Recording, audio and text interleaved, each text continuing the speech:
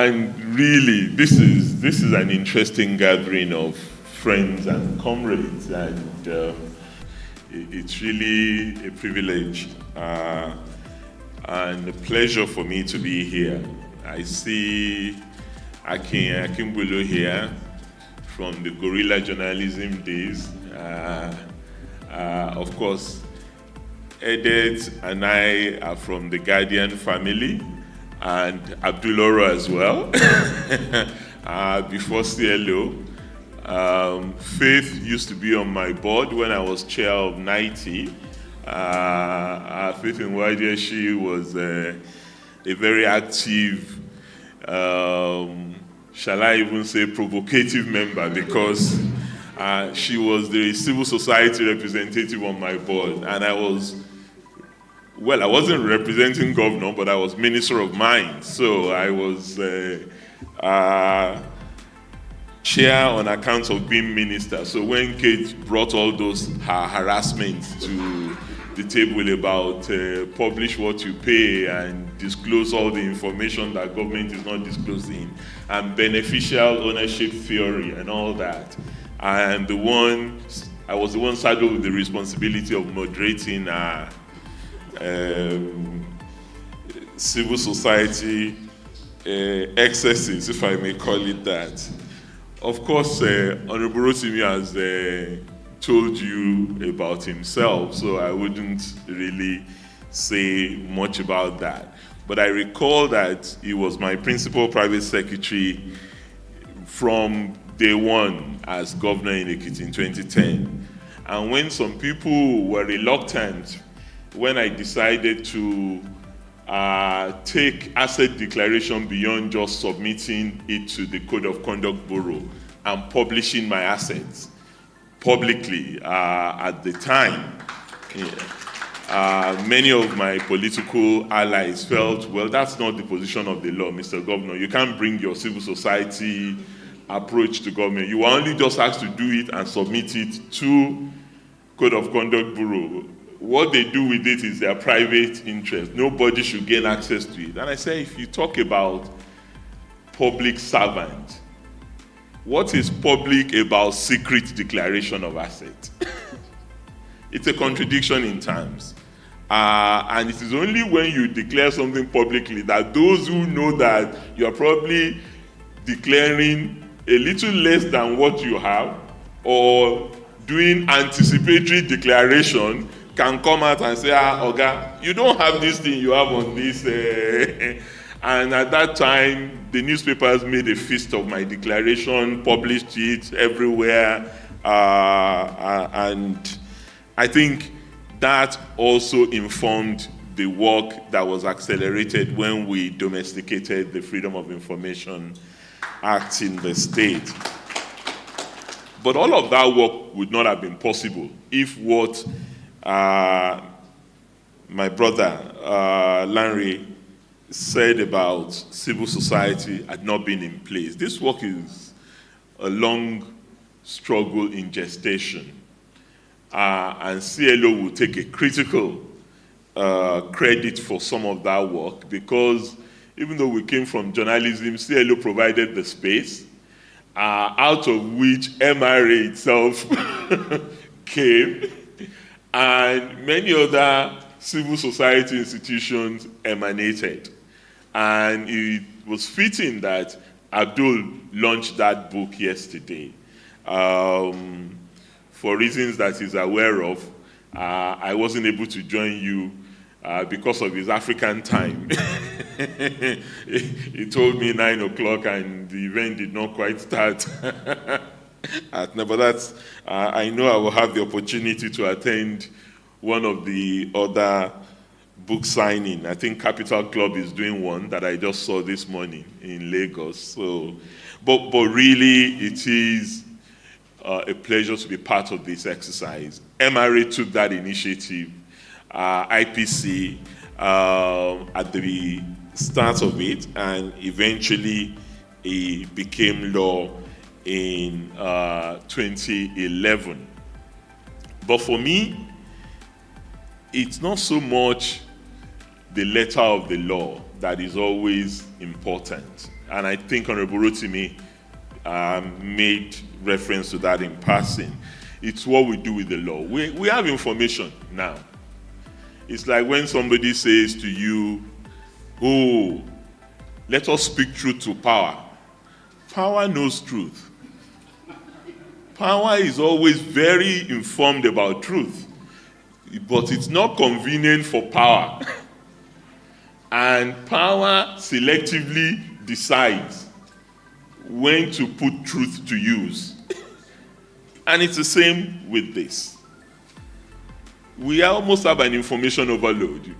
And if you see the uncritical way people then utilize the information we have, and you cast your mind back to the kind of reports that CLO used to do in the late 80s, or the kind of investigative journalism that we were used to in this country in the 70s, 80s, and 90s, and you compare it to what is operating now in this superficial social media environment of 140 letters, then you would agree with me that you can have information without transparency. And you can have transparency without accountability. And for this to really be worth the effort that has been put into it, our people must not just internalize it, but live it.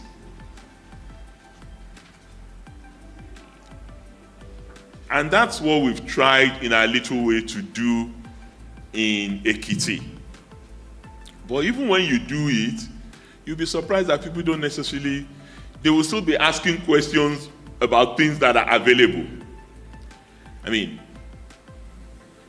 as you're sitting here now, if you go to Ekiti State portal, and I hope it's still like that, in fact, I think it is like that because I checked a few days ago. You can go to the public procurement portal of the Ekiti State government and you'll find every single information about who tendered for a particular contract. How much was it awarded for? Who eventually won the contract? What is the company details from CAC? You can get it from Ekiti State as I speak to you here.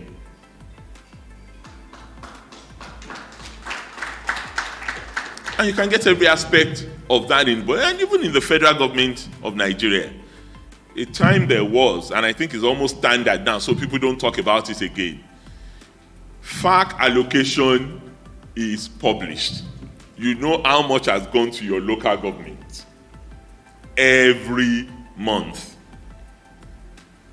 But what use do we put that information to as civil society actors? We do very well sometimes. I mean, Budget did a beautiful job a few days ago about padded budget at the federal level and insertions. Honorable Rotimi is here to respond to that if you want to take him to task. And various insertions that had nothing to do with the agency in question.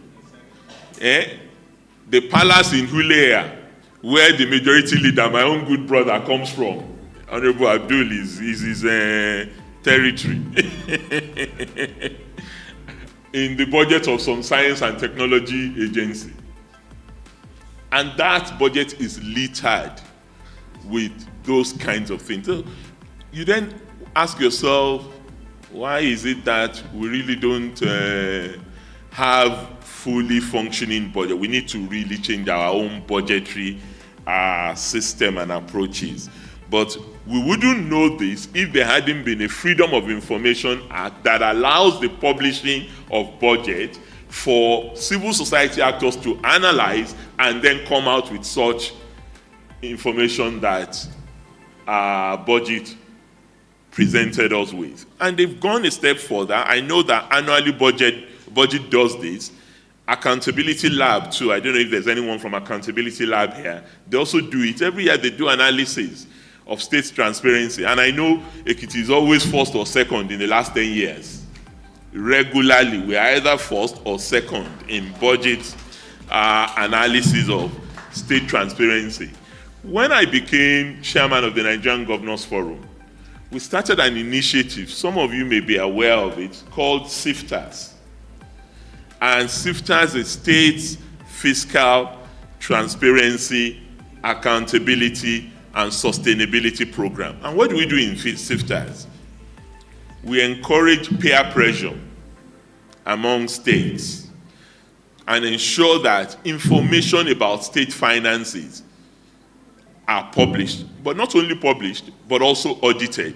So throughout the time I was chairman of the Governors Forum, every single state in this country had an audited budget, which had never happened before. States don't normally bother about, they will just give you financial statements, not audited financial reports. But we started doing that consistently, and I believe that must have also continued. We also tried at the time to ensure that states' budgets are presented to the houses of assembly at least and passed at least 8 weeks before the end of the year.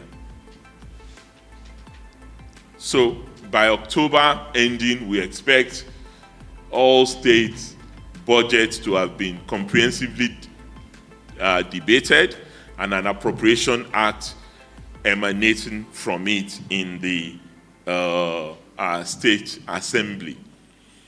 You may say, well, of what use is that if the budget is passed and we know how much has been allocated to this ministry and you still don't access the funds, as is the case now. The federal budget 2025 that Honorable Rotimi and his colleagues passed in November.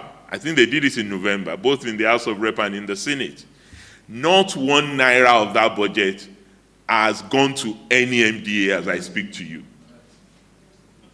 Ministry of Justice is here, maybe. They have not received 1 naira from 2025 budget, and June is 2 days' time. So meaning 5 months with no allocation. Even though on paper, we have federal budget 2025. But that's also part of the task that I think civil society actors have. So that it's not just attacking government. How do we also come to the aid of those MDAs who we expect to work if they don't have money to work?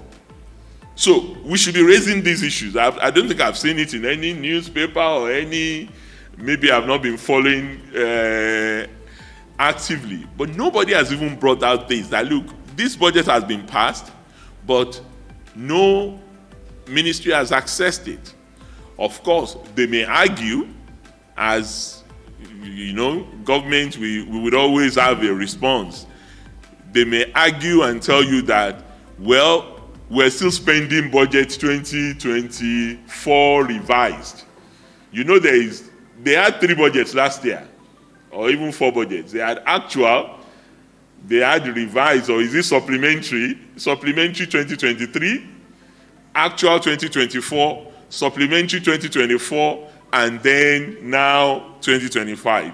So maybe some of the money appropriated in those previous 3 budgets are still being spent. And that is why they have chosen not to implement budget 2025. But really the point to make is that this is a very, very important exercise, and we almost commend the work that has gone into this aspect of the SDGN EU project. And I really want to commend the drivers of this initiative for the excellent work that they've done in opening government up, because government has often been treated as a mythical entity before now, and it is like an elephant.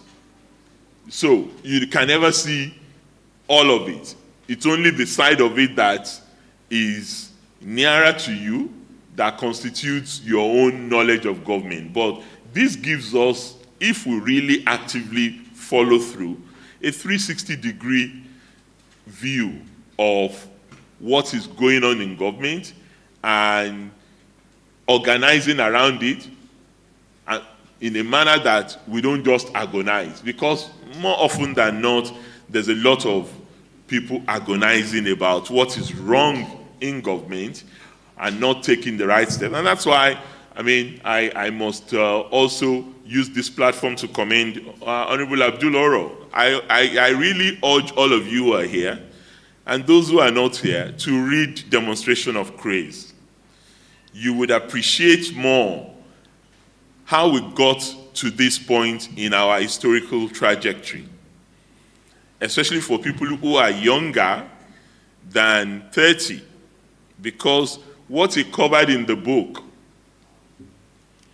was our trajectory from, if you like, 1983, the collapse of our last democratic journey, to what currently obtains, and the role of civil society in that exercise. All of the people here, I think I without fail, almost everybody on this table that I know in our past struggle were mentioned in that book.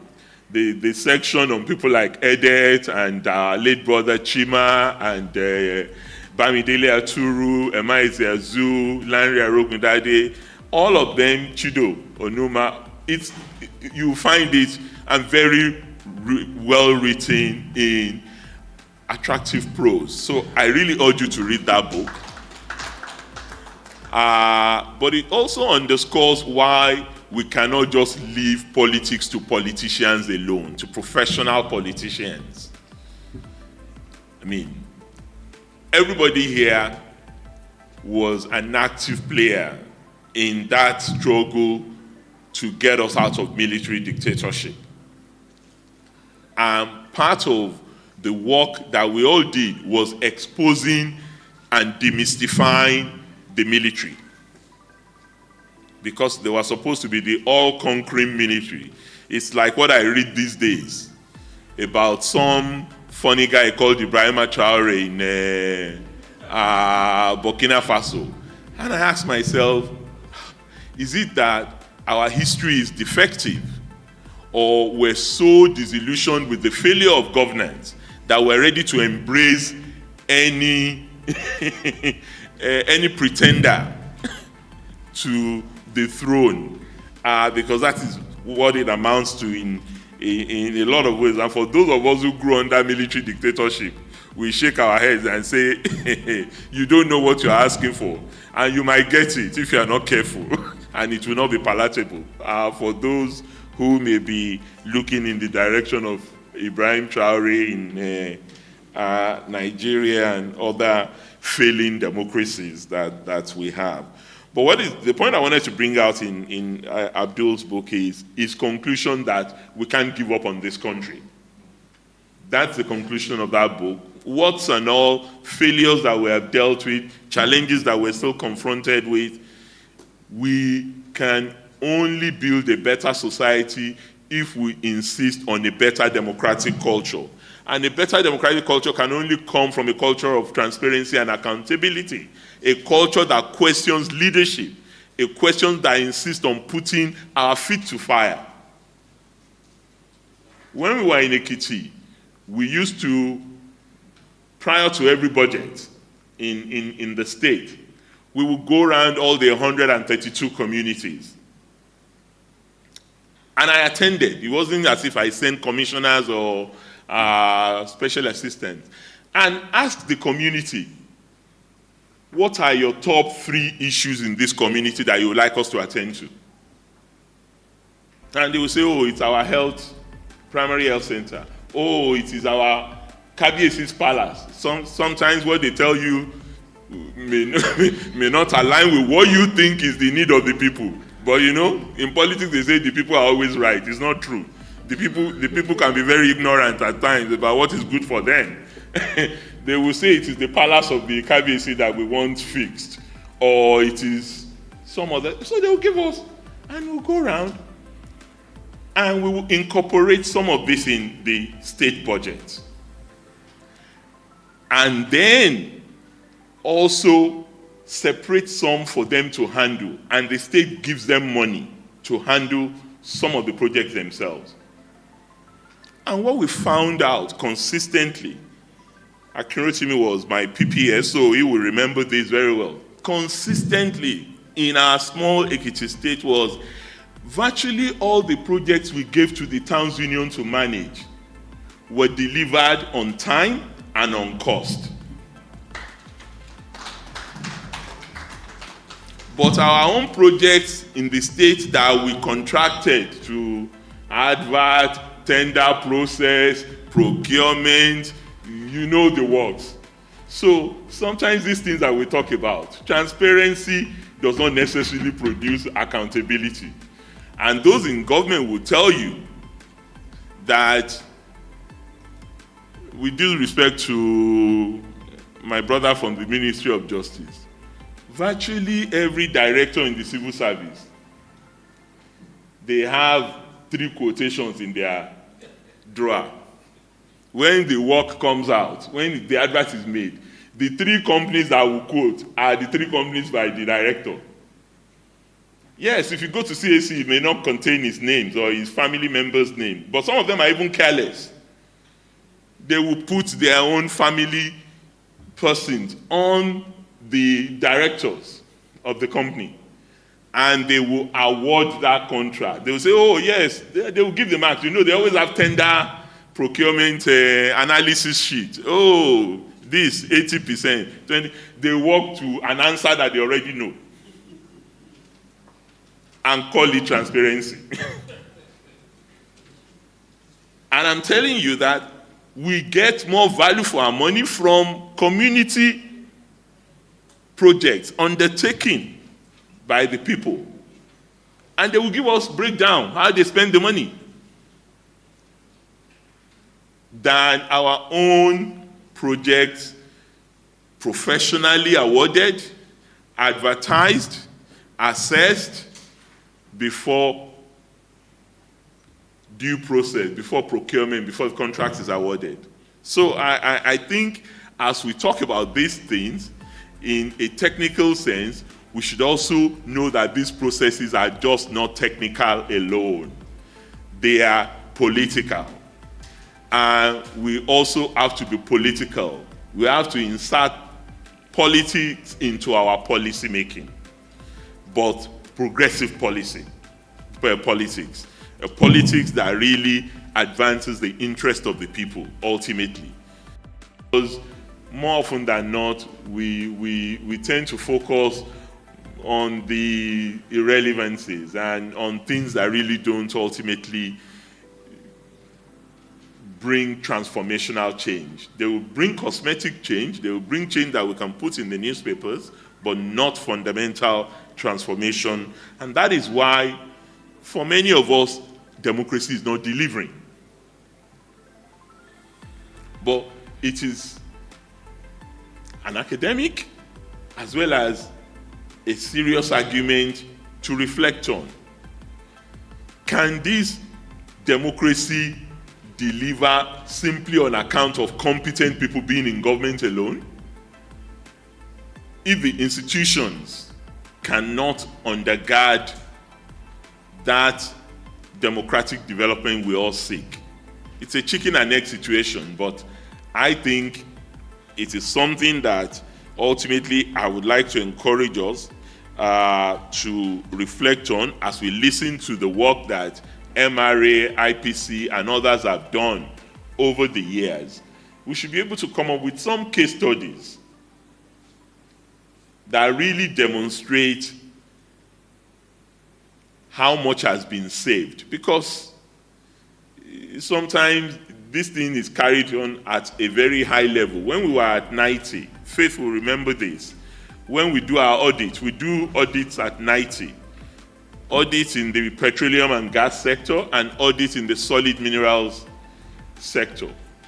And we often look at precisely the revenue going into NNPC, for example, or any of the institutions, and how the expenditure aligns with the revenue and the savings that we have managed to make.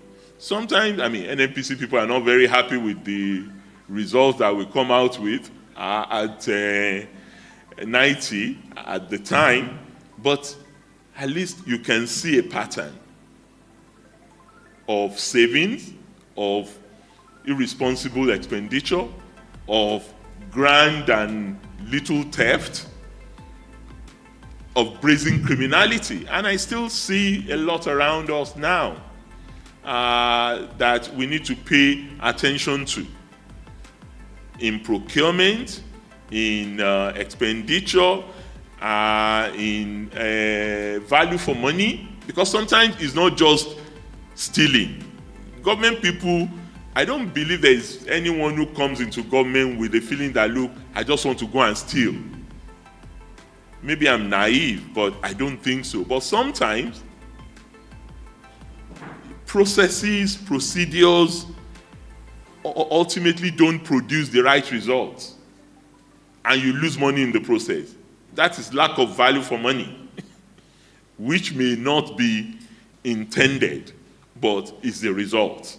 How do we cut down on this? And how do we even cut down on bureaucracies? I mean, we've been talking about the Oronsaye report in this country for the last decade. Instead, we are adding more agencies. We now have regional development commissions all over the place.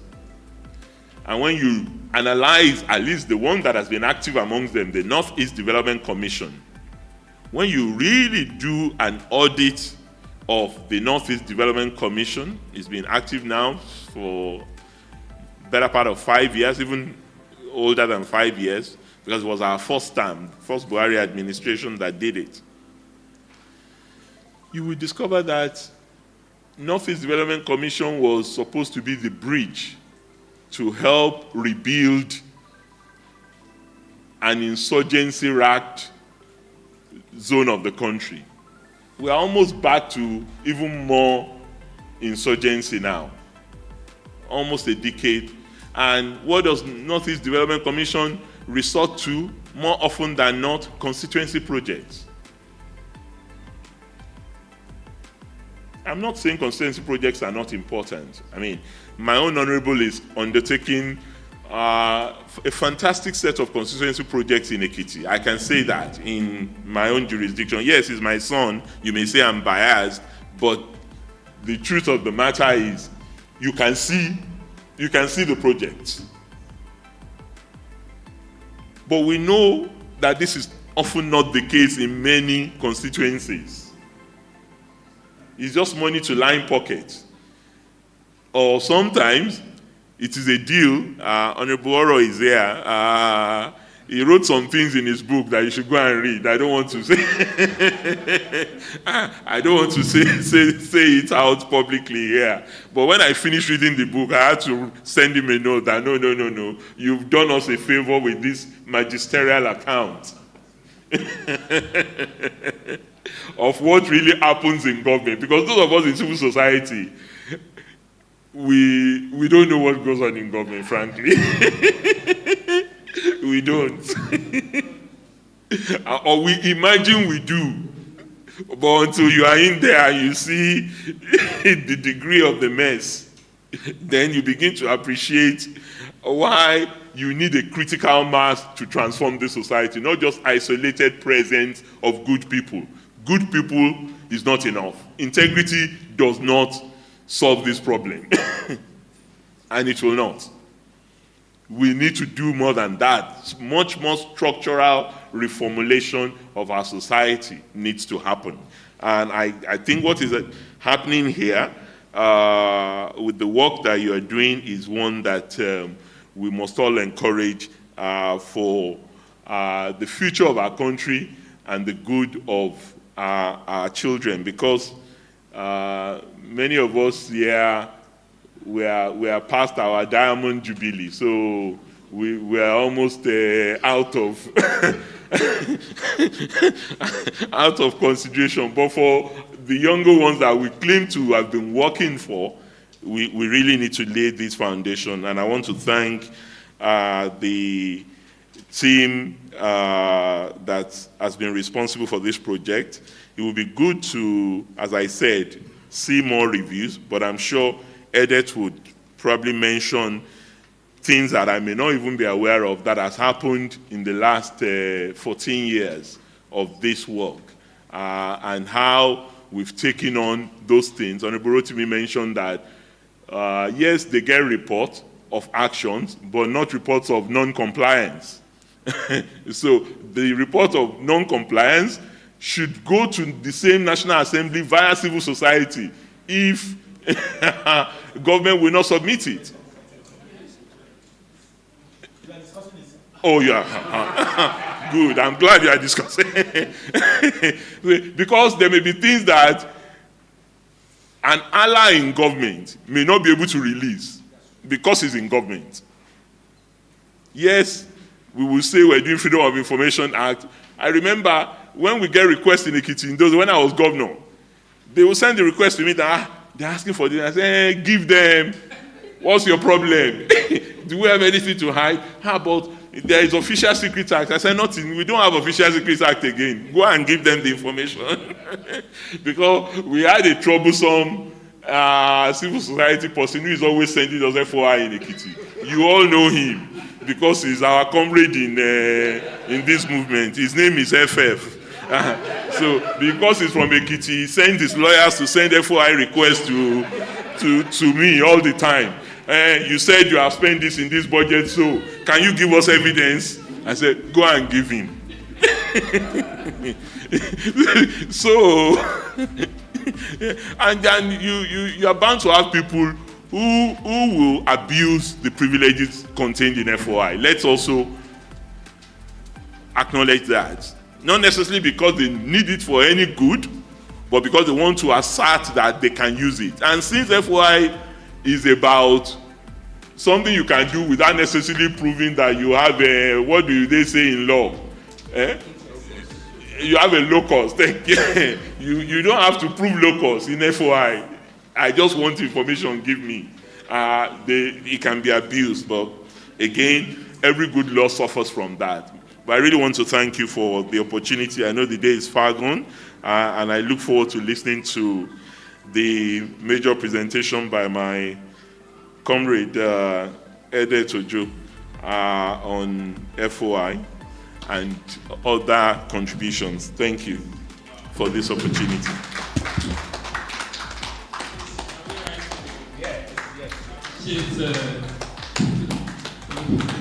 Thank you very much.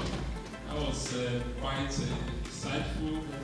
So I have been asked to talk about 14 years of the FOI Act addressing challenges of compliance and usage. So because of that focus, you are not going to hear a lot of positive things. I'm essentially focusing mostly on the challenges because I think that that's where action is required. But that should not suggest that there have not been positives, and I do indeed refer to some of those positives. I will try and present this very quickly so that I don't lose the high-level audience that we are privileged to have in the room before I'm done. But initially, my instructions were very strict to present a 40-minute paper. That has been progressively reduced, but it's been upgraded slightly now to 35 minutes. So I'll try and do that. So I start by saying that I acknowledge the optimism, hope, and promise that really heralded the signing of the Freedom of Information Act into law in 2011 by President Goodluck Jonathan, exactly on the 28th of May. So if you look at the long title of the Act, it outlined the objectives of the law, which include making public records and information more freely available, protecting public records and information to the extent consistent with the public interest, and the protection of personal privacy, protecting serving public officers from adverse consequences for disclosing certain kinds of information without authorization, and establishing procedures for achieving these purposes. I think when you just look at this, you will already see that some of these objectives, we are already seeing actions that are counteracting them. So people who are disclosing certain kinds of information without authorization are being threatened and being attacked, which is contrary to the objective of the Act. But beyond those specific objectives that are outlined in the law, it was also envisioned as a tool to enhance transparency, to promote public participation in governance, and to combat corruption, simply by granting members of the public, including citizens, and I do this deliberately to make the point that it is not only citizens who have a right to use the law. So it gave members of the public a legally enforceable right of access to information held by public institutions.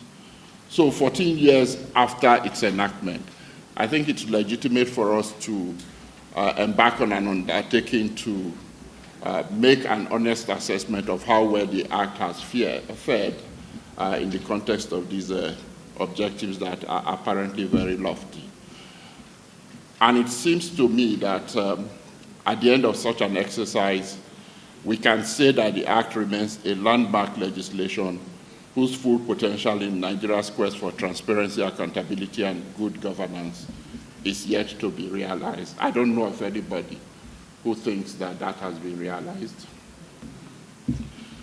But in saying so, in saying that the full potential is yet to be realized, I'm really making a very optimistic statement because it suggests that there is a real possibility, that there is even a likelihood that these goals will still be realized at some point in the future.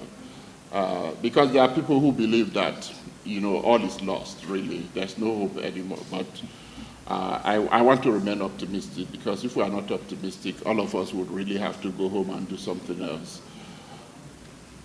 So the question that naturally arises is whether there's any logical basis for such optimism if after 14 years, there's no clear indication that we're on a path to achieving these goals.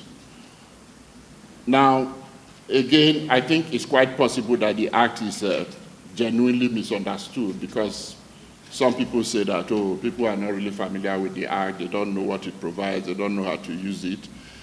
It may even be the case that after 14 years of this law being with us, there remains widespread ignorance about the Act, about what it seeks to do, and how to implement it, and that ongoing sensitization, public enlightenment, and capacity building would be the key to unlocking its full potential. So some people would argue that if we do all of those things, enlighten people, sensitize people, the law would work. I don't think that we can casually dismiss the fact that the Act has powerful enemies. It's a fact that is often ignored or not spoken about, and that those who thrive in an environment of secrecy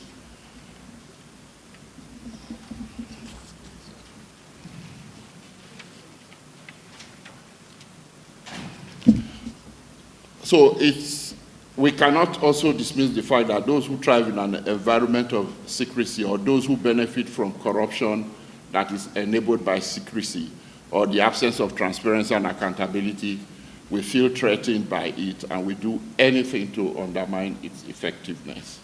So I fear that for those of us who would like to see the possibility of the Act that it really holds for enabling and facilitating transparent, accountable, and democratic governance, if we do not make a concerted and determined effort to address the implementation and compliance challenges that have bedeviled the Act, we may simply be mistaking the hope that we have for it working as a transparency strategy, and therefore we're likely to be very disappointed at the end of the day. So just to make that point that if we want it to work, we need to do a lot more than simply hoping. So let me just do a quick run-through of my assessment of the current status of implementation and compliance. And I think that it's fair to say after 14 years that the implementation has been plagued by a multitude of challenges and obstacles. And anybody, no matter how positive-minded you are in your assessment, would agree that the level of compliance by public institutions has been extremely poor. So if we can speak to the challenges from various perspectives, but I think it's also fair to say that there's been institutional resistance to the law by many public institutions. There's obviously a lack of awareness among members of the public. We also cannot deny that. There are weak enforcement mechanisms, and this has resulted, as both Dr. Fayemi and Honorable Rotimi have said, these have engendered a culture of impunity because people just ignore the law and there are no consequences. So that's never a good thing.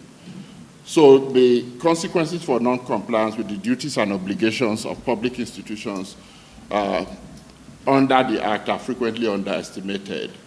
And we just think that, okay, they are not obeying the law, that's the problem. But the bigger problem is that the way the law was designed, it was designed in such a way that its overall effectiveness, its ability to achieve its objectives is dependent on compliance with some of its key provisions. If you are not complying with those provisions, then there is no real possibility that the law would achieve its objectives. And I could do a whole book on this, but in the interest of time, I just want to take a few examples from some of the sections. So the first section I'm looking at is Section 2, which requires all public institutions to proactively publish certain categories of information without anyone applying for such information. And there are so many good reasons why that is in virtually every freedom of information law around the world. Because proactive disclosure is a very important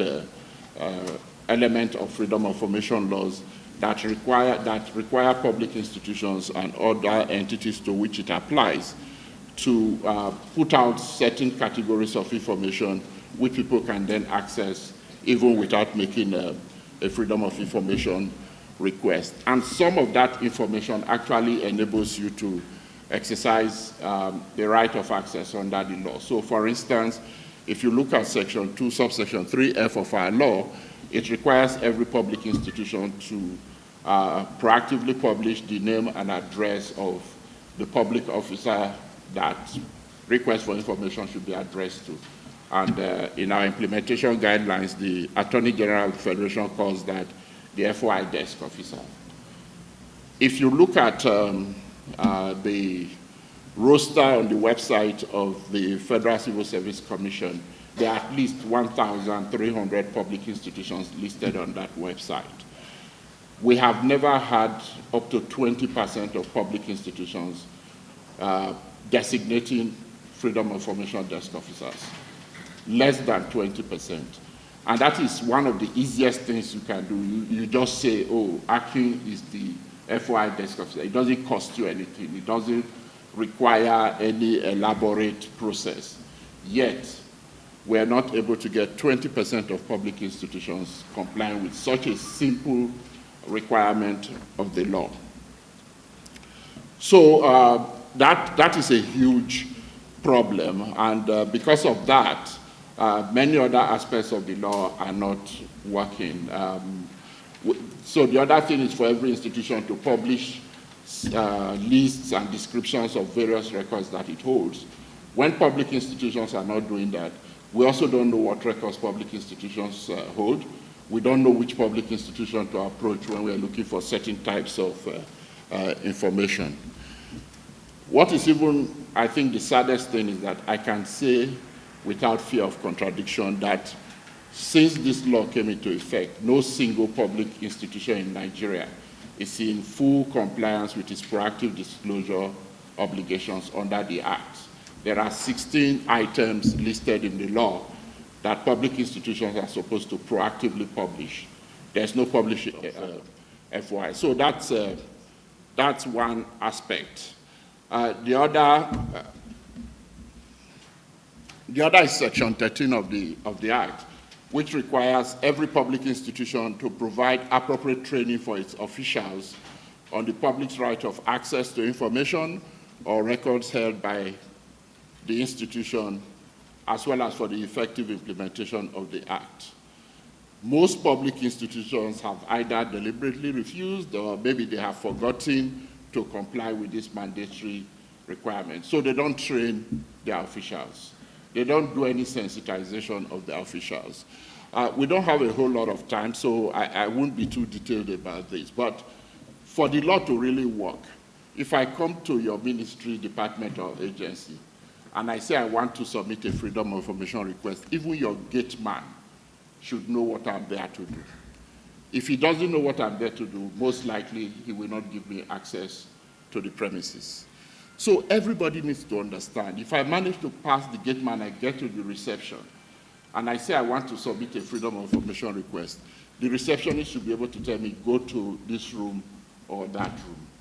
That kind of awareness across the institution is absolutely imperative for the law to work well.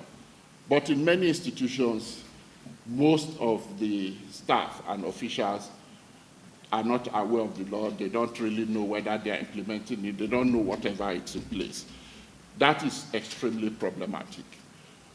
And then, of course, those that have direct responsibility for implementation often do not know what to do. So you take a freedom of information request and simply say, acknowledge it for me. They don't know that they are obliged under the law to give you an acknowledgement. So there are those sort of challenges arising from ignorance, lack of capacity, that would be cured if public institutions were actually providing the appropriate training that is mandatory under the Act, because the Act makes such training mandatory. And it uses the word must. It says every public institution must provide appropriate training for its officials, and outlines two components. One is appropriate training for the officials on the public's right to know. So you need to sensitize the officials that members of the public have a right to know. And then the second component is appropriate training for officials for effective implementation.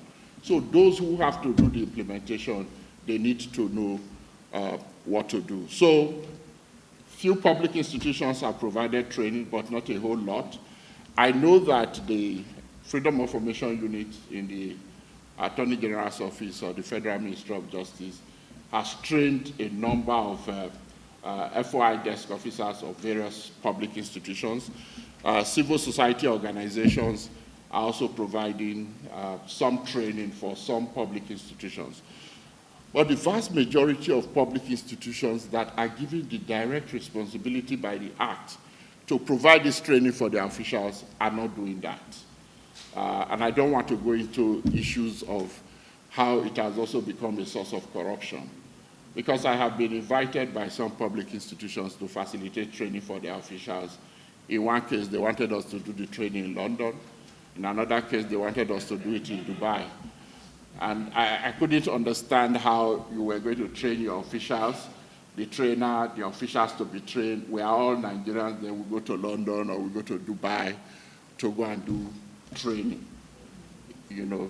And I've said, okay, fine, if you want to take them away so they don't get distracted, go to some other location in Nigeria. But how do you justify going to London to train Nigerian officials and a Nigerian is doing the training? Or you go to Dubai and then you get there, you probably stay in the training room and nobody turns up because everybody's out shopping or sightseeing. So there are those sort of challenges. The final section is section 29, which deals essentially with reporting obligations of all public institutions, as well as the role of the Attorney General, including his own duty to submit annual reports to the National Assembly.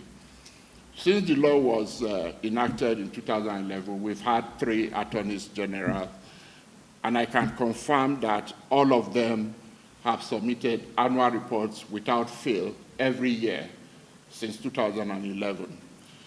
So we've had the 3 Attorneys General submitting a total of 14 such annual reports So with the submission, there's been a lot of consistency.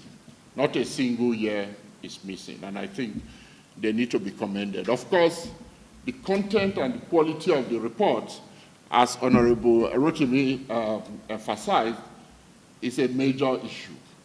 And we need to visit that issue and say, how can we make the report serve their purpose? Because it's supposed to enable the oversight agencies or bodies, including the National Assembly, play that oversight role. But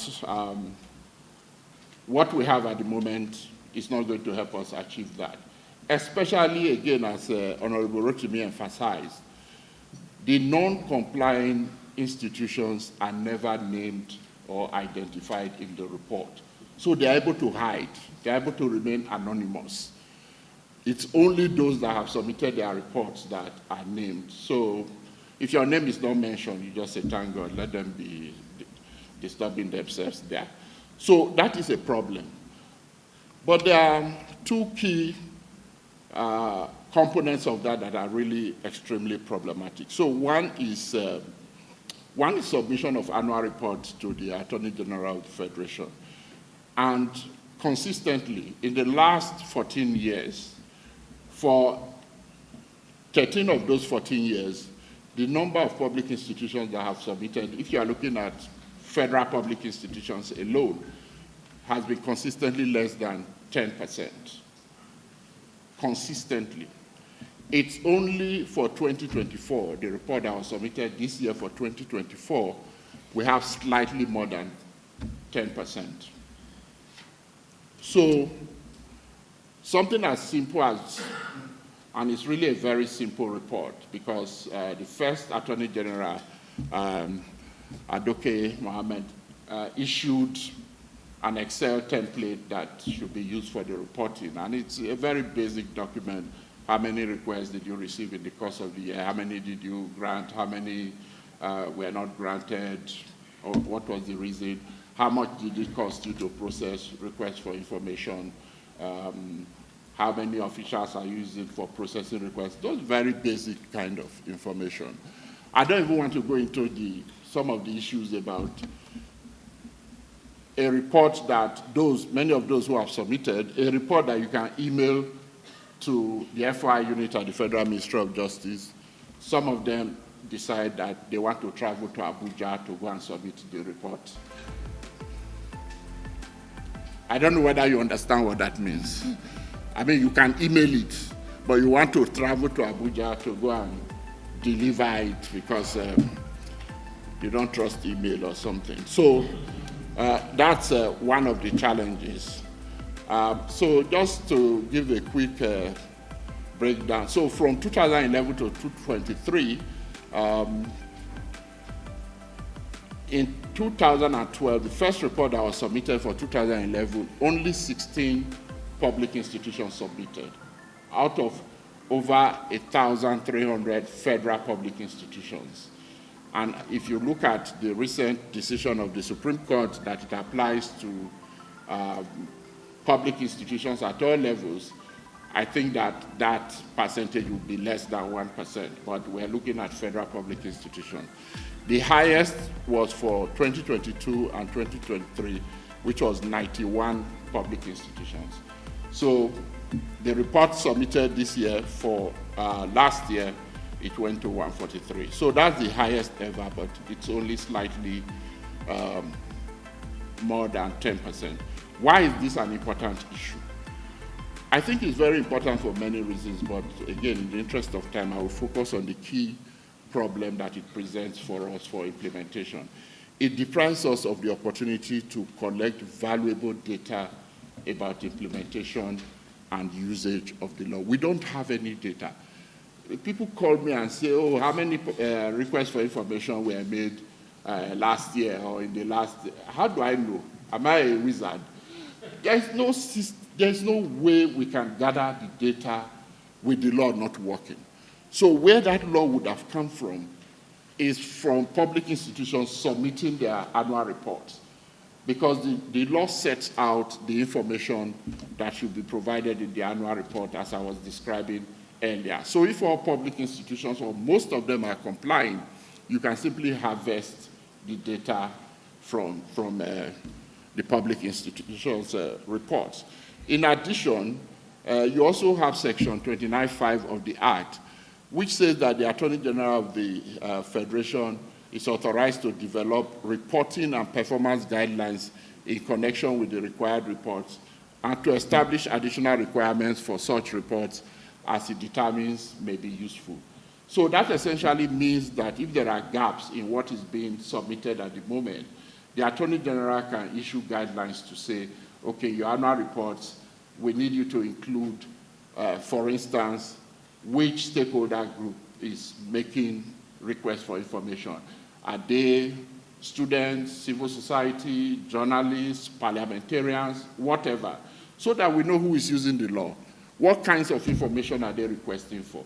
So wherever there are gaps that the Attorney General deems to be important, including in many countries, they have a can gather data. So despite this real opportunity provided by 29(5), we are not having access to data. But the problem also is that we have not seen any Attorney General making a deliberate effort at data gathering to inform implementation, because at least an Attorney General could have issued guidelines on reporting that enables us to have data about usage, about implementation, and so on.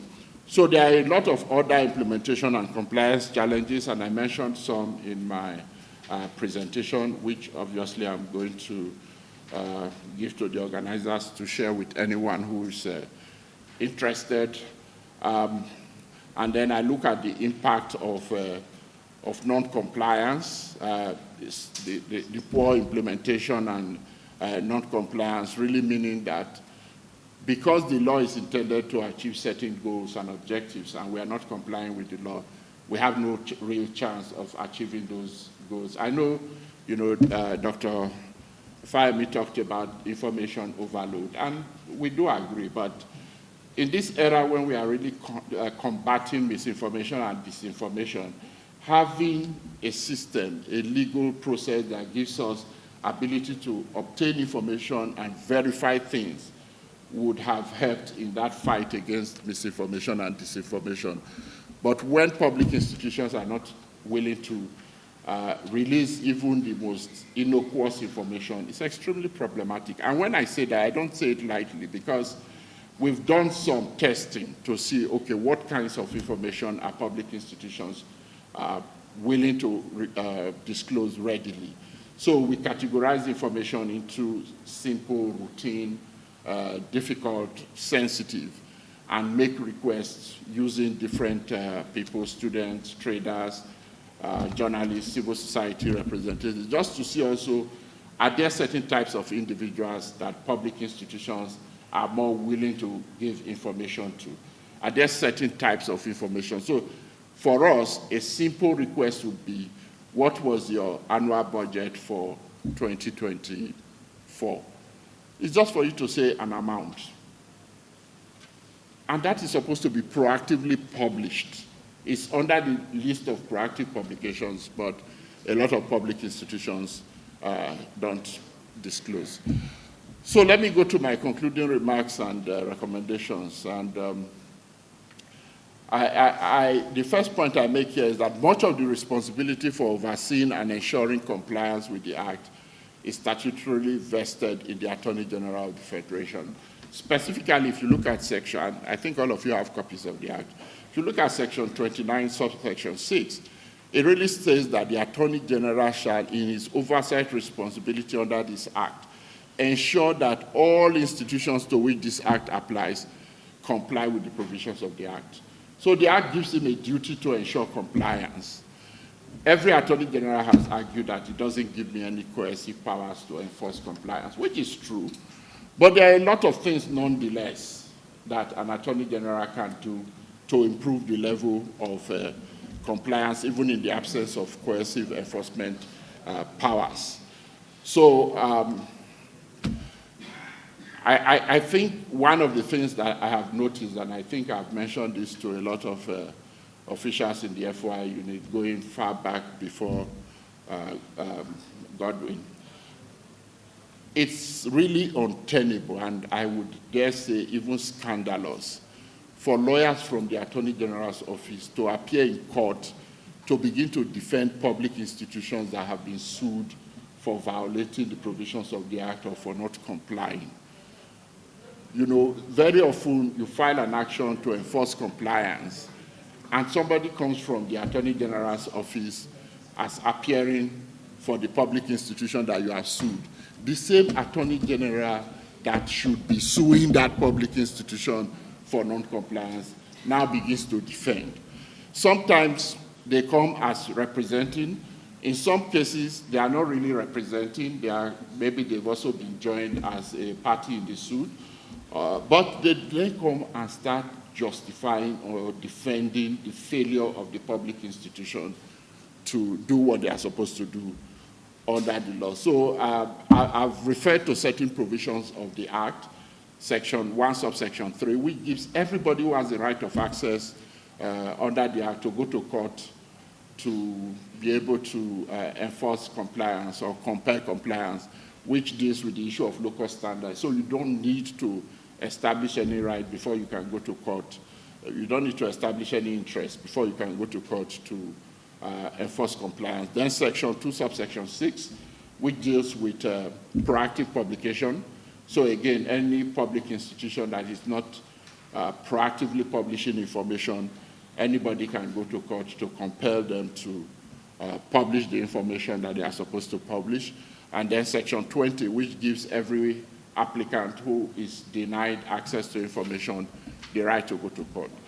So I go to court on any of these provisions, and the Attorney General comes to defend the public institution. I really don't know how to interpret that. So the recommendation is that we need to take a look at that practice and address it. I would say that ideally, because the interest of the Attorney General is more aligned with the interest of the person suing, it should either support the action of the applicant or plaintiff, or at least, or worst case scenario, submit an amicus brief telling the court this is the provision of the law without necessarily taking sides, but to be defending a public institution that is in breach of the Act simply does not make sense. Then the other issue is one of resources to implement the law. So over the years, many public institutions don't make budgetary allocations for FOI-related activities or implementation. If you look at the law, they have a whole lot of duties and obligations to do, including reporting, proactive publications, record keeping, digitizing records, and all of that. If you don't allocate resources in your budget, how are you going to do these things that the law requires you to do? So again, just to give you figures from the last 3 years, when we did an analysis of the budget for 2023, there were 9 public institutions that had provisions in their budget for FOI-related activities or FOI implementation. Budget for 2024, there were 10. Budget for 2025, we now have 13 out of over 1,000 public institutions. These are the only ones that have allocations in their budget for FOI implementation. That simply means that they don't have the resources. They are not going to get the resources to do all the things they are supposed to do under the law. So the recommendation here is that the Attorney General should work with other critical officials, head of civil service of the Federation, secretary to the government of the Federation, and so on, to find ways to address this, maybe Minister for Budget and Finance, and so on. But there are certainly ways that this can be addressed, either through directives or guidance documents saying you need to make provisions in your budget for FOI implementation. And alongside that, perhaps do capacity building activities of how you can estimate the costs that, the resources that you will require for FOI implementation, and then make proposals. Obviously, we know that it's not final, it's not ultimately up to them. But if you don't put proposals in your budget, nobody's going to approve what you have not requested. So that's the other recommendation that I've made.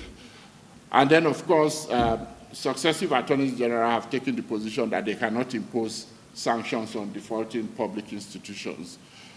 So my recommendation here is that they consider recommending persistently non-compliant public institutions for administrative sanctions. Again, depending on the public institution and the issue involved, those recommendations can be made to the National Assembly, to the head of the Civil Service of the Federation, or the Federal Civil Service Commission, secretary to the government of the Federation, or to the supervising ministry, depending on whether it's a parastatal or some agency under a ministry. And where that conduct of that agency amounts to a serious misconduct, then it could be for legal or other administrative action.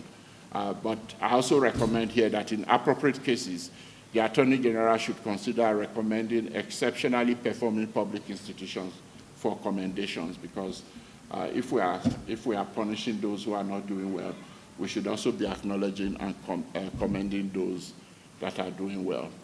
And then in addition to this, in appropriate cases where serious wrongdoing or corruption or human rights violations is at issue with the information that is in question, then the Attorney General should consider collaborating with oversight or anti-corruption agencies or human rights bodies such as the National Human Rights Commission, the Public Complaints Commission, among others, to address FOI-related complaints or violations, and encourage such agencies to also include as a part of their regular audits or oversight functions, FOI-related issues. So to conclude, I think 14 years after the passage of the Act into law, it is clear that the gap that exists between the right in theory as contained in the law and the practicality of accessing information under the law remains a very wide gap. If we are going to effectively address the barriers to compliance and usage, we need coordinated action from different stakeholders, from different actors, obviously from government, but we also need civil society doing sensitization, public enlightenment, and so on, because they have particular connections and contacts with the populations. We need the media also doing a lot of sensitization and public enlightenment. Obviously, we need the judiciary, because if the law says they can even say some information I should get in 7 days, I am in court for 4 years. So it's only when the FOI can fulfill its potential as a pillar of Nigeria's democratic governance that we can actually begin to say the law is working. Thank you. I apologize for having to rush through it, but we apologize to you.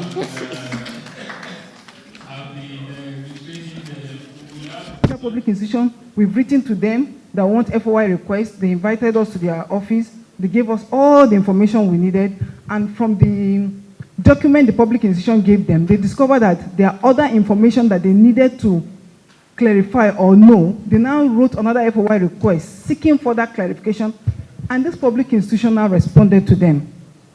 But from their letter, they said the public institution did not respond to them. And when we wrote to the PAMSEC said we should send it to the public institution for their comments. We wrote to the public institution replied us, and from the comments of the public institution, they attached their correspondence with this CSO. All the requests the CSO had, the correspondence they had, responding to the CSO via email. And this particular CSO was not responding to anything. So in such instance, a lawyer will go to court and defend that public institution, because the public institution was right by responding Yes, the information should have been proactively disclosed. They didn't proactively disclose it, but they disclosed it responsibly, which the CSO failed to respond to, but the CSO came and said this public institution did not give. So when we saw all the attachments, the evidence attached, we wrote back to the CSO and we told the CSO, these people are willing to give you the information. They even told you to fix a date for this meeting, which you did not. So in such instances, I will not appreciate that statement that lawyers are scandalous, they go to court and defend public institutions that ordinarily should disclose and they are not disclosing. We go to court to defend, and going to court to defend a public institution does not mean giving judgment in favor of the public institution. They are two different things. We go to court to defend, but it is left to the court, based on the evidences before the judge, to award judgment either in favor of the public institution or in favor of the CSO. Thank you very much, sir, for this. I want to say that Edetaen's paper was quite insightful and with a lot of knowledge, considering that he has been one of the pioneers. I feel that a university should just give him a degree or something, make him a professor, make him a professor on the issues around FOI and access to information. But having said that, the issues around FOI, perhaps what we need to do, in line with what Honorable said, is to also get civil society to begin to report non-compliance. So we, in collaboration with the Ministry of Justice, and also to note that the Ministry of Justice lately has been more open to working with civil society. I remember some years ago, we did an FOI sent to the Ministry of Justice, was waiting for them to give us a response. We got back there and they had misplaced the letter.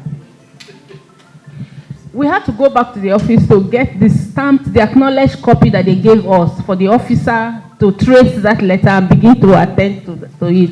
So we have come from that, Ministry of Justice that even misplaces your letter to a Ministry of Justice that would write even on behalf of the civil society organization to the agencies so that they can respond. We had a case with TED Fund, so we wrote to TED Fund demanding certain information. TED Fund initially had written back to us the same, TED Fund and FRS gave us that information, but the information that we got from TED Fund had some discrepancies, and we asked for a disaggregated data. TED Fund wrote back to us and said we should come and pay 1.2 million naira. This was happening just last year. Before they could give us the information. And the information really is not worth 1.2 million naira, because it's something actually they would have disclosed proactively, and then we could go to their website and downloaded that information. So beyond writing to the legislatures about those who are not, we need to also look at sector by sector. Which of these MDAs within which sectors are responding to FOI? And I think the greatest culprit is actually the extractive sector. The NMPC, the NUPRC, NMDPRA, the extractive sector, even the mining, Ministry of Mines, they hardly respond to FOI. It's either you send them, when you send them an FOI, they will send to a very big law firm to respond to you. And you can continue that back and forth, But right now, NMPC no longer collects hard copy letters.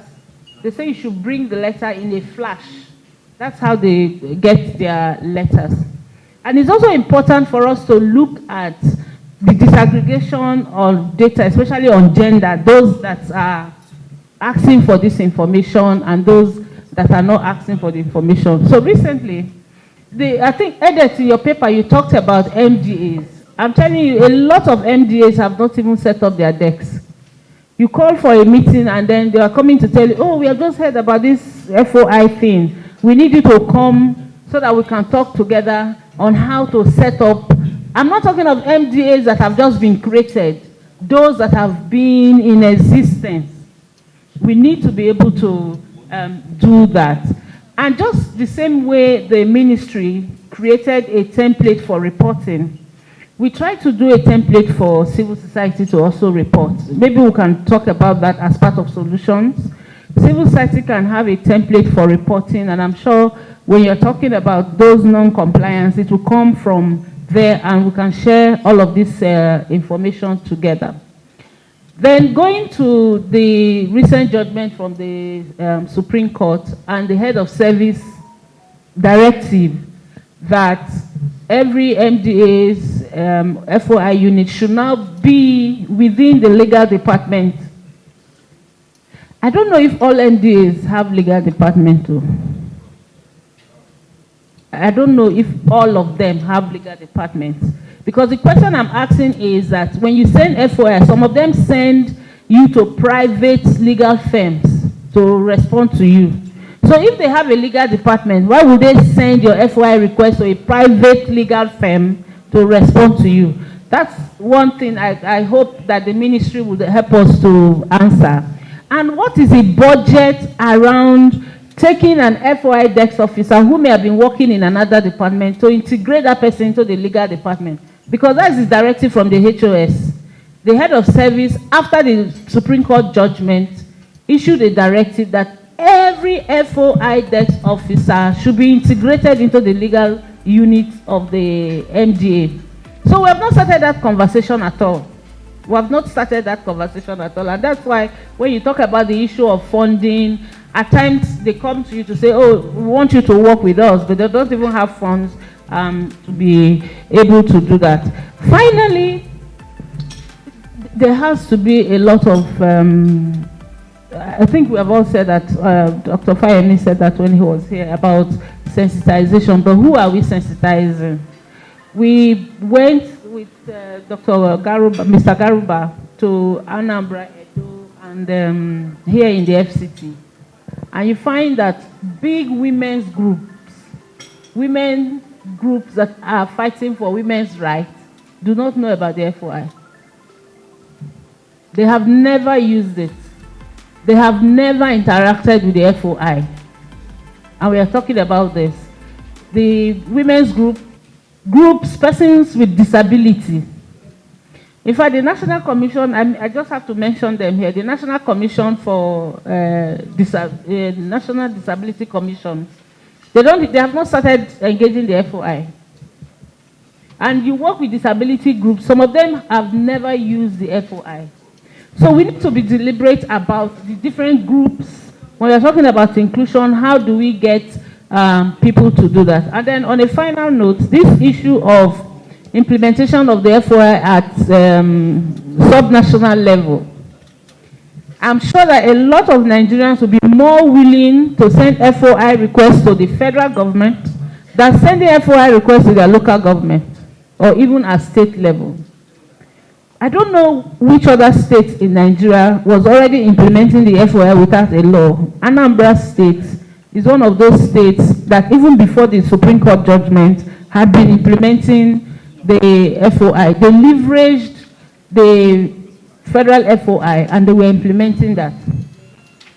But this case that went to the Supreme Court emanated from Edo State. Incidentally, Edo State wants to implement, they don't want to implement, they went to court and we're having that. I'm just looking at subnational level because we have to be very careful.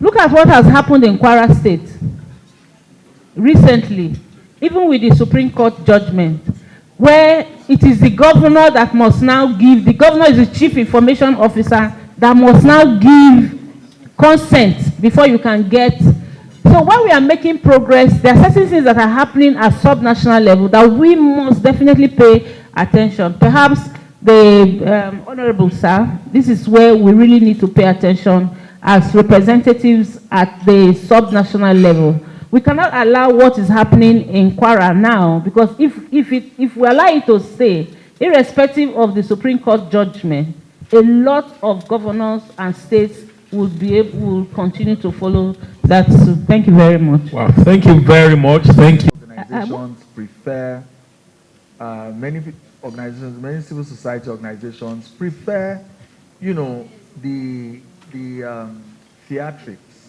that comes out with such reports. I mean, I won't mention the name of a particular organization, but we have written to an organization inviting them to come and collaborate with us on looking at some key legislations, which also touch on the economy and to some extent the budget.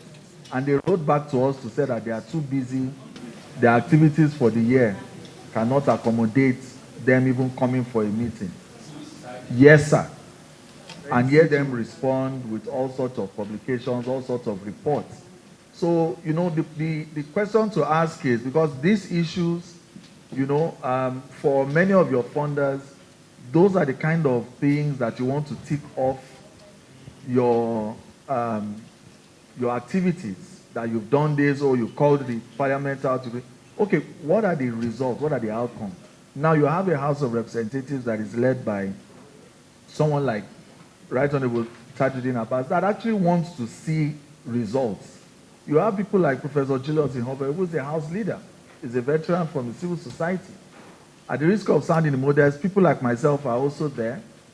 I'm not, I wish I could say that I'm an exception, but you actually have many people. Over 70% of us were new people, new to the parliament, never been in parliament before, that actually want to make a difference.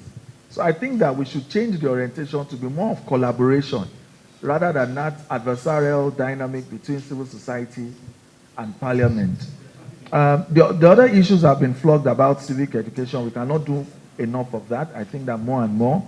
I think we should also look at digitization, because when someone, an earlier speaker, talked about someone going physically to the gates, and, you know, to be honest, with the security situation and so many other issues around access can still be restricted. But we need to have and encourage things like dashboards where someone can actually send electronically, you know, with evidence, so that nobody can come and deny later on that they didn't get a response.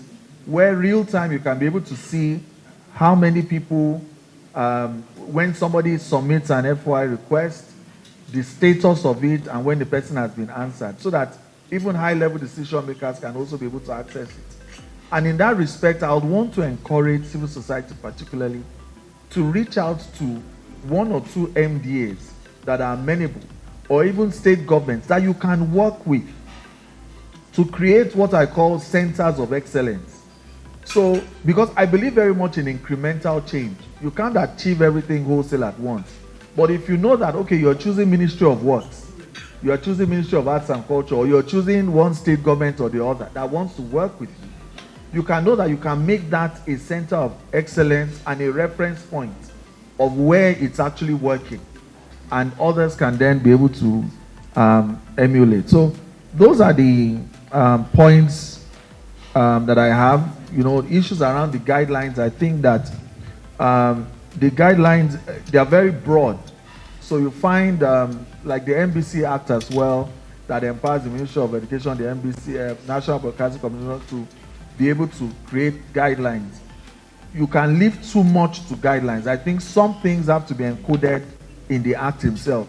And that's what I think the representative of the Attorney General was referencing. So we stand ready to work with you.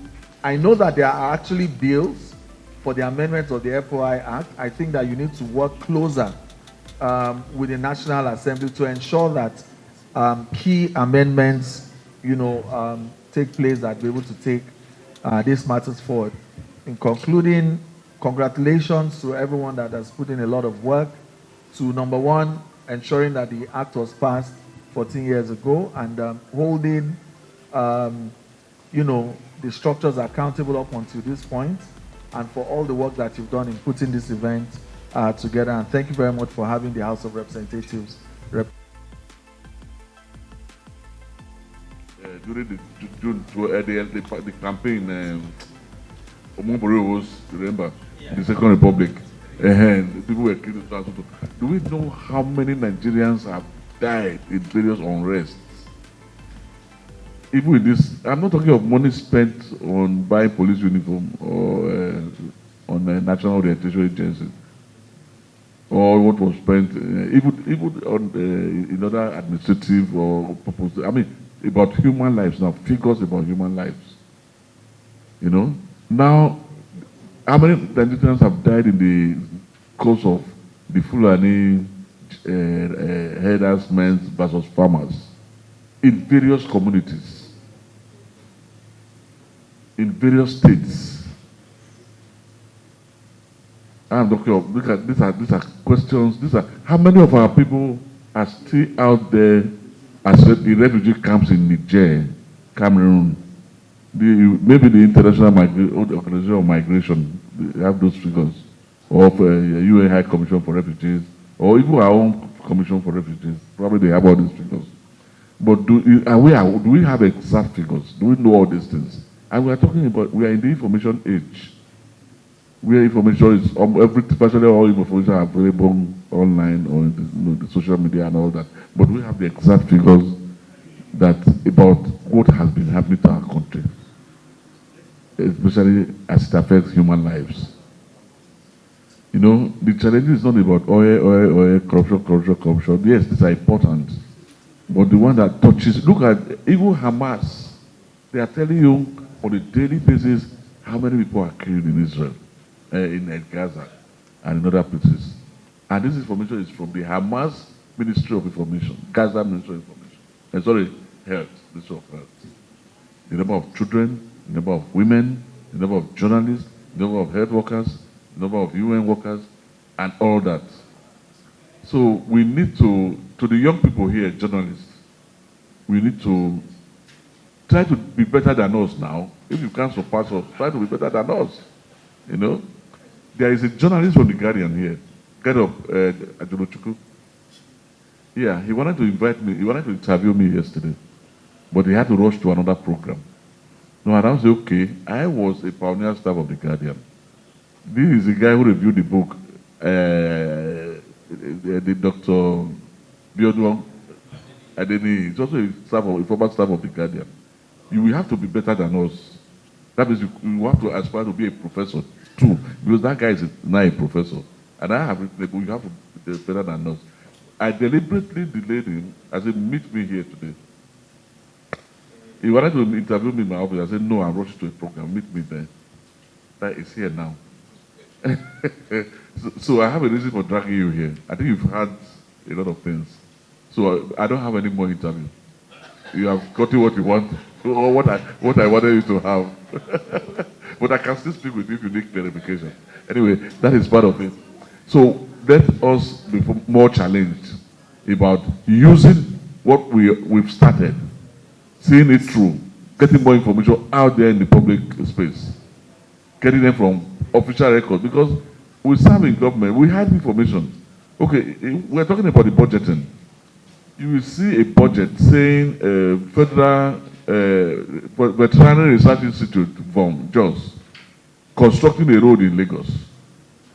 Or Auchi Polytechnic, their budget, constructing a power oil mill in Akwa Ibom State. These are distortions. This is an abuse of the budgetary process. Let us know what is budgeted for every government institution, every ministry. You cannot divert budgets for another, in the name of another, because you are the one who put the budget and you need an institution to implement it. Then you put it in a, why not you say, okay, the Ministry of Works, put it in the Ministry of Works, or Housing, or Water Resources, or Ministry of Health, or NDDC, you know, or some other ministry that can execute that project. But now you are using subterfuge, it looks like subterfuge, or some promoting some malfeasance in the press of budgetary. You know, it may well mean that you mean it go well for your community. You want to do something, yeah. But at least we should be smarter than this. All this should be addressed so that we don't continue to look like a country where anything goes. From an army of anything goes to a country of anything goes. And we can do more by getting this information out to shock everybody, to shock us, to shock them, and to get people talking, people asking more questions. So I thank you very much for inviting me. Thank you very much, Abdul. I think a written presentation to that effect. It is untenable for lawyers from the Office of the Attorney General of the Federation to appear in court and defend public institutions that are being sued for defaulting. Some would even say scandalous.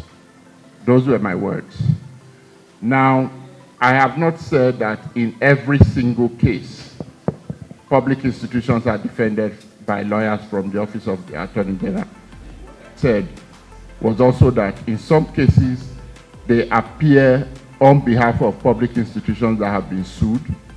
In some other cases, the Office of the Attorney General may be sued in the same action as a nominal or an interested party.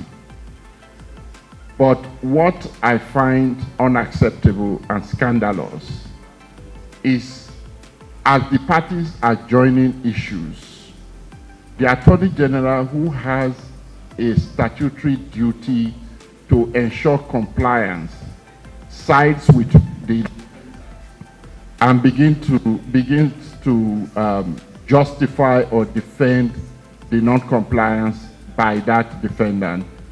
Fortunately, and I think the Federal Ministry of Justice has compilation of FOI decisions that we did. I have given you people copies of the compilation.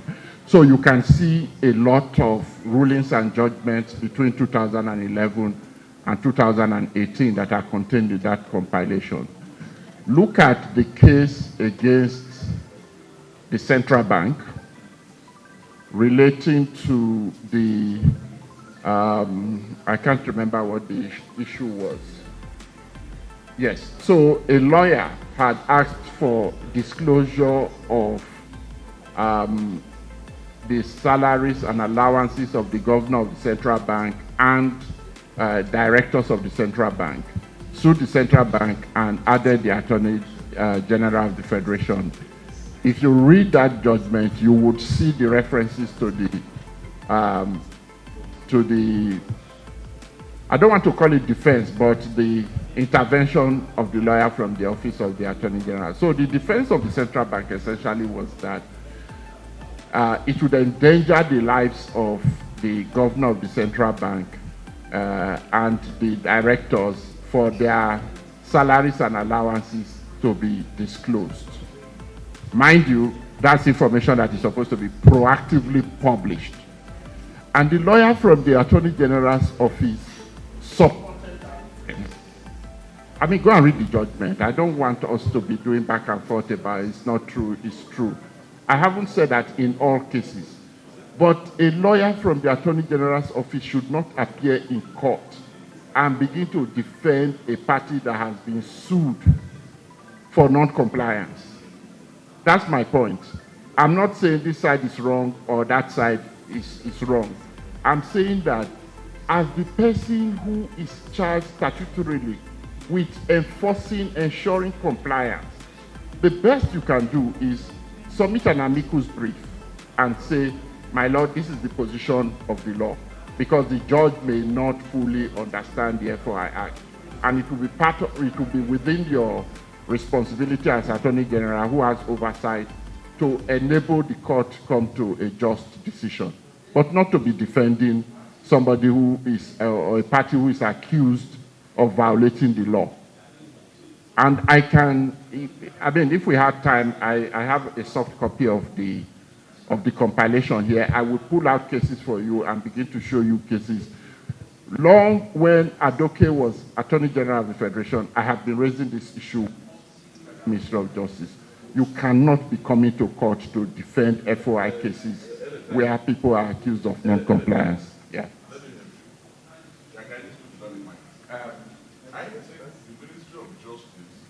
Also create an office of public defender. The way you have office of public prosecutor, you should also create an office of public defender, so that if anybody wants FOI information and he doesn't have a lawyer to draft documents or even to go to court to challenge the refusal by a public officer, the Minister of Justice should provide him a lawyer. Yes, so but create an office of public defender, the way you have created a human rights, as you have a DPP. You have a commission for that. Which commission? Human Rights Commission? No. No, change the name from Legal Aid Council to Office of Public Defender. Because Legal Aid Council is not effective. It doesn't work. No, it's not. We know. Change it. Because I was the member of the judge. I was a member of the Justice Committee of the House. No. I know wait, what I'm saying is that there is no need to agree with Edetaen because he's right. You should not be defending a public officer who refuses to follow the law. Let him hire a lawyer, a private lawyer, to explain in court why he is unable to defend himself. Because he was not carrying out a public duty. He was carrying out a personal duty. It's not in the public interest. Yeah. Respect.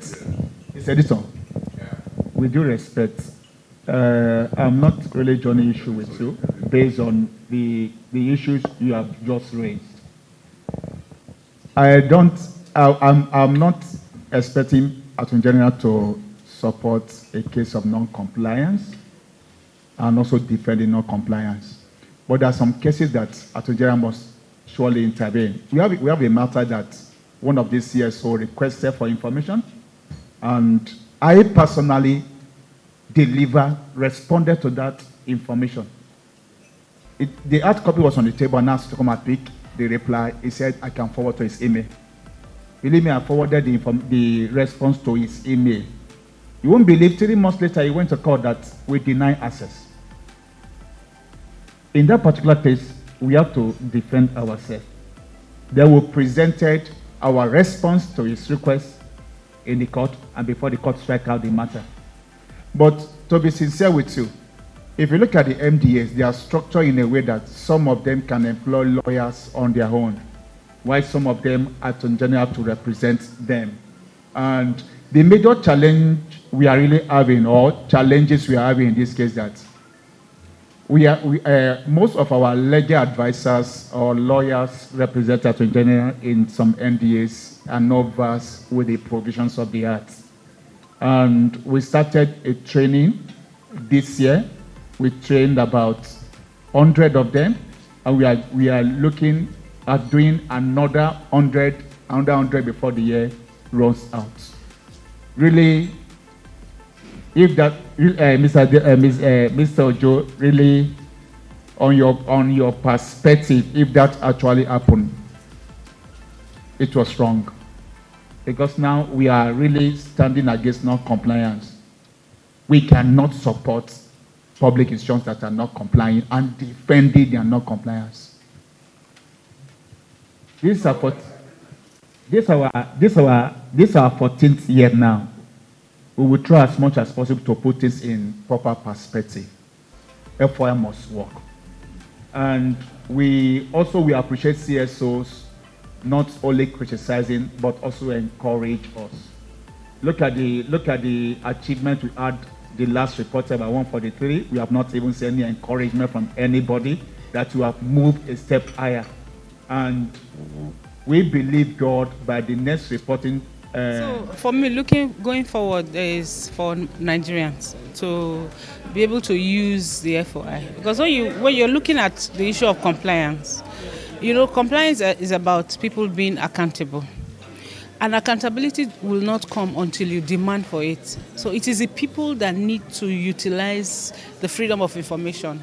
And that's where you people come in. There's need for sensitization, for people to really understand how important the freedom of information is. Because if they understand that the freedom of information is important, they will definitely utilize it. And that will push agencies to want to comply.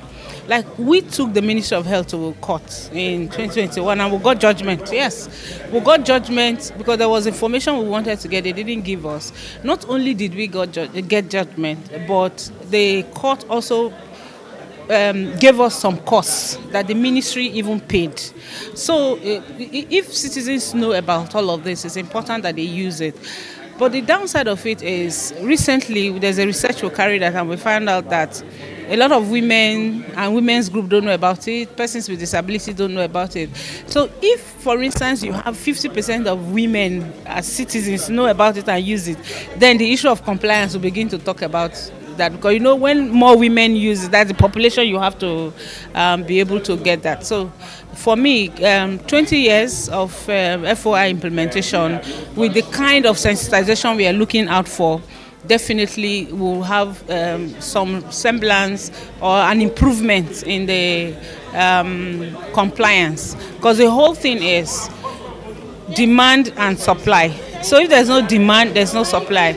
If the citizens are not asking questions and holding people accountable, there definitely will not be accountability or transparency as it may be. FOI works. I just told you now that we took the Federal Ministry of Health to court on the issue of FOI, and we got judgment. The thing that we need to understand is that people need to be patient. People need to understand the process so that they can utilize it.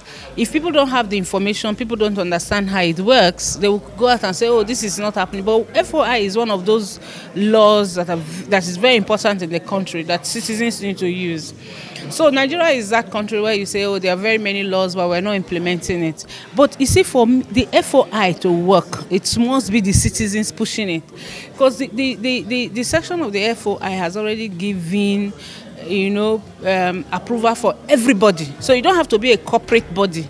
You don't have to be an NGO person or civil society. As an individual, you can actually write. And even there's a provision in the FOI that says if you are not literate enough, you can actually walk to the desk officer and say, I want this information. So the media is one of those, you people are the ones that we rely on to give the information.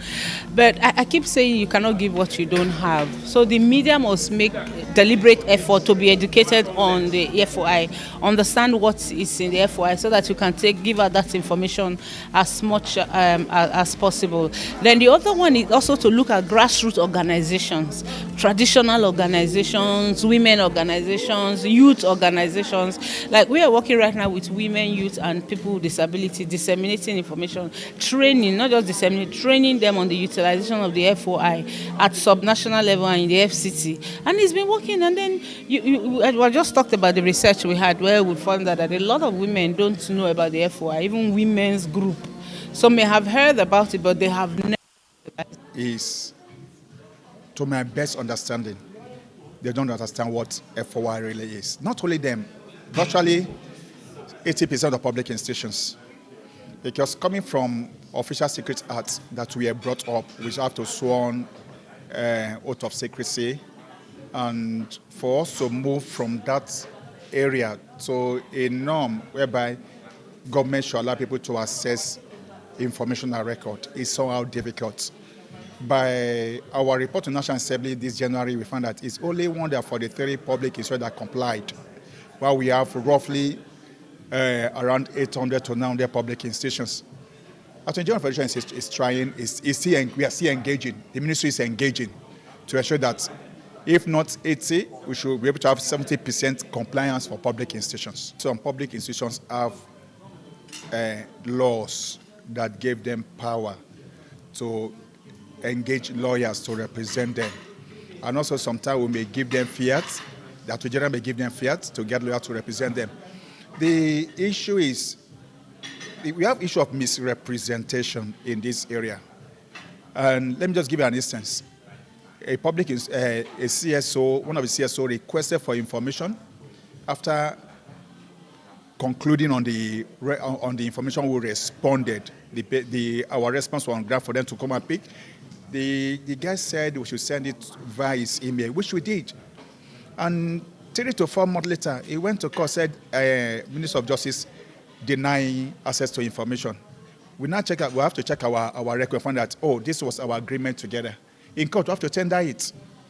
See, sometimes they are not thorough in their investigation. Sometimes when they are not satisfied with responses from public institutions, they tend to go to court. And that's why we find ordinary Attorney General of Federation cannot just stand by, be the legal officer of the country, the chief legal officer of the country. One way or the other must defend the MDAs. But one thing you have to understand is that Attorney General will not defend a non-compliance MDA because he's the implementer of the Freedom of Information Act. That's why I was a little bit, I was in agreement with the speaker until I said the facts. And if you look at this year, last year, Attorney General engaged with about 100 legal advisors of the MDAs. on this implementation. And this year we are looking at engaging about 200 to 300 of the legal advisors to ensure the implementation of the Act. Since 2011 down now, we're able to get about 143 public institutions to comply, and we're able to train roughly about 400 public institutions on FOI. We have a benchmark by through Open Government Partnership Access to Information that we should be able to engage up to 600. We are looking at 600. But this year we should be able to engage 600 or more than 600 public institutions. They will now determine which of them are compliance, which of them are not compliance. Also, we are looking as a ministry, we are looking at encouraging those public institutions that are being complying from onset. And one way or the other, find a way of encouraging the non-compliance. That is what the Attorney General of Electoral is doing now.